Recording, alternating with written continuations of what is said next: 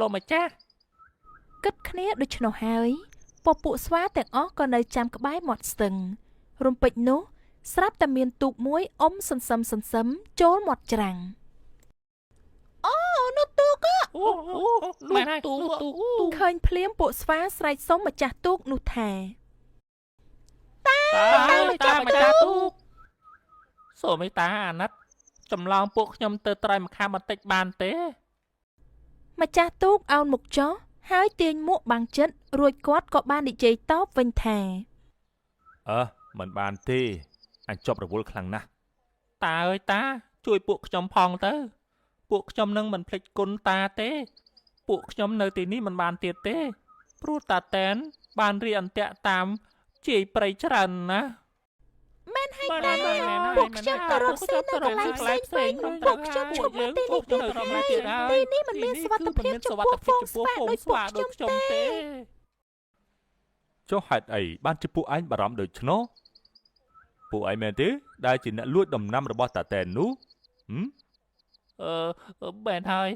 គឺពួកខ្ញុំជាអ្នកលួចបេះដំណាំរបស់តាតែននោះតែឥឡូវពួកខ្ញុំលែងហ៊ានទៀតហើយព្រោះខ្ញុំខ្លាចតាតែនខ្លាំងណាស់មិនអីទេអញ្ចឹងឆាប់ឡើងទូកមកអញជូនពួកឯងទៅត្រៃម្ខាងទៀតពួកស្វាឮដូច្នោះហើយអរខ្លាំងណាស់រួចក៏ឡើងលើទូកពេញត្រៀបត្រាទូកក៏ចាប់ផ្ដើមឆ្លងទៅត្រៃម្ខាងដោយសារទូកបញ្ច្រាស់ទឹកហើយទឹកក៏ហូរខ្លាំងគួរសមធ្វើឲ្យទូកឃ្លីងឃ្លោងពេលមកដល់ពាក់កណ្ដាលស្ទឹង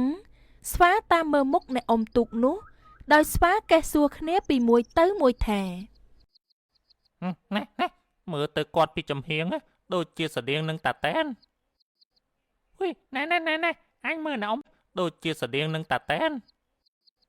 ហ៊ុយណែអញមើលណាទូកនោះយូរទៅដូចជាស្តៀងតាតែនមែនហើយមុខគាត់មើលទៅដូចជាតាតែនមែនហើយមុខគាត់មើលទៅដូចជាតាតែនណាតែម្ចាស់ទូកបានងើយមុខឡើងហើយស្រែកខ្លាំងថាតែនហើយថាមែនទេពួកអាស្វាចង្រៃនិយាយហើយតាតែនក៏លើកច្រវាទូកវាយស្វាទម្លាក់ទឹកអស់អាខ្លះលោតចូលទៅក្នុងទឹកឆ្លក់ទឹកស្លាប់ខ្លះហែលទៅដល់ច្រាំងអាខ្លះក៏បានរួចរស់ជីវិតអូយជាតិនឹកតែមិនរស់ទេជួយផងអូយជាតិនឹកតែមិនរស់ទេជួយផងចាប់តាំងពីពេលនោះមកពពួកស្វាលែងហ៊ានមកឆាឆៅចំការតាតែនទៀតហើយគាត់ក៏រស់សុខសាន្តតរៀងទៅថ្ងៃមួយពេលកំពុងបេះផ្លែឈើស្វាតូចបានសួរទៅស្វាដទៃទៀតថាតាប្តីប្រពន្ធពីរនាក់ហ្នឹងគាត់ជាអ្នកដាំដើមឈើនៅក្នុងព្រៃហ្នឹងមែនទេអត់ទេដើមឈើទាំងនេះដុះដោយខ្លួនឯងស្វាតូចក៏សួរទៀតថាតើយើងអាចយកផ្លែឈើនេះដោយមិនចាំបាច់សុំការអនុញ្ញាតពីតាយាយនោះបានទេហ្វូងស្វាទាំងអស់ឆ្លើយព្រមគ្នាថាបានស្វាតូចនិយាយបន្តបាទអញ្ចឹងហេតុអីក៏យើងមិនមកបេះផ្លែឈើដោយខ្លួនឯងមិនក៏សុកចិត្តទៅធ្វើអ្នកបម្រើរបស់តានោះត្រូវទៅលួចផ្លែឈើអ្នកភូមិហើយទៅឲ្យគាត់វាយដំធ្វើទណ្ឌកម្មគ្រប់ពេលវេលាដូចនេះផ្លែឈើទាំងនេះបានមកពីកម្លាំងនៃហត់របស់យើងតែតាចាស់ចាំទទួលផលស្រាប់ទៅវិញហើយថែមទាំងធ្វើបាបពួកយើងថែមទៀតផងក៏ឲ្យខឹងណាស់ពេលស្វាតូចនិយាយចំក៏ឲ្យខឹងណាស់ពេលស្វាតូចនិយាយចំហ្វូងស្វាបាននឹកឃើញដល់ការលំបាកគ្រប់យ៉ាងនៅពេលធ្វើការបម្រើតាយាយនេះពួកវាបានភ្ញាក់ខ្លួនមែនហើយពួកយើងមិនចាំបាច់ទៅបម្រើតាយាយនឹងទៀតទេពួកយើងទៅនៅក្នុងព្រៃវិញព្រោះមិនចាំបាច់ទៅបម្រើអ្នកណាឡើយមែនហើយតាយើងទៅហ្វូងស្វាក៏រត់ចូលទៅក្នុងព្រៃបាត់អស់មិនបានយកផ្លែឈើទៅឲ្យតាយាយបញ្ជាដូចមុនទេលុះដល់ពេលយំ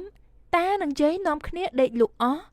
ហ្វូងស្វាលបចូលកាច់បំបាក់ទ្រុងដែលគាត់ធ្វើសម្រាប់ឃុំឃាំងពួកវាណែចូលមកកុំអត់លឺពេកពួកគាត់ភ្ញាក់ឥឡូវហើយ នេះទ្រង់ដែលឃុំពួកយើងតែយើងនាំគ្នាទៅកំទេចចោល យើងនាំគ្នាទៅកំទេចចោលទៅអូបោចូលគាត់ដេកលក់អើយឆាប់ចូលមកយកផ្លែឈើគាត់ទៅឲ្យអស់មកទៅយ៉ាងម៉េចហើយយកមកអស់ហើយទៅអើយមកយកមកអស់ហើយគ្មានសល់ទេ យកមកអស់ហើយទ្រង់ក៏វាកំទេចអស់ដែរ បើអញ្ចឹងយើងតោះពួកយើងនាំគ្នាចូលព្រៃវិញម៉ែណាយតា ឥឡូវឡើងបន្ទាប់ពីពួកស្វាចាក់ចោលគាត់ទៅតាយាយក៏លែងមានផ្លែឈើបរិភោគពួកគាត់ចាស់ហើយធ្វើការអ្វីក៏មិនបានហើយទីបំផុតពួកគាត់ទាំងពីរនាក់ក៏បានស្លាប់ដោយការអត់ឃ្លានការងងឹតងងល់មិនស្គាល់ពីសិទ្ធិសេរីភាពរបស់ខ្លួនអាចធ្វើឲ្យអ្នកដទៃឆ្លៀតយកប្រយោជន៍ពីយើងបាន